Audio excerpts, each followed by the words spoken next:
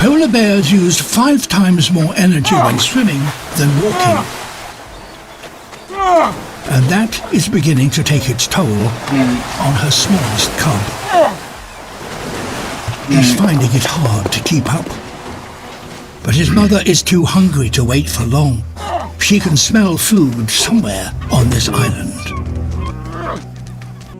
For the largest land carnivore on Earth, these chicks are not much of a meal, though they would be a much-needed boost for the cubs.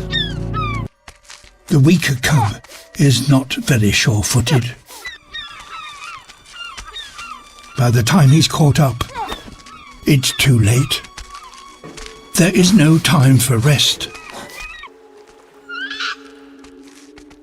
The climb back up should be easy, but after that long swim, the weaker cub has little energy left. Unable to follow, he panics and heads in the wrong direction. His mother takes no notice of his problems, so desperate is she for another meal. His survival depends on staying close to his mother. If he can't keep up, she will be forced to abandon him.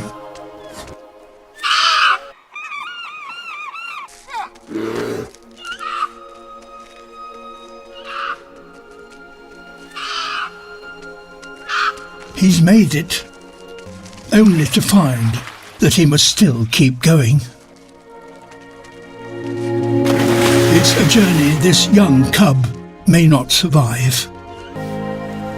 With summer sea ice melting earlier than we've ever known, polar bears are having to spend more of their year swimming.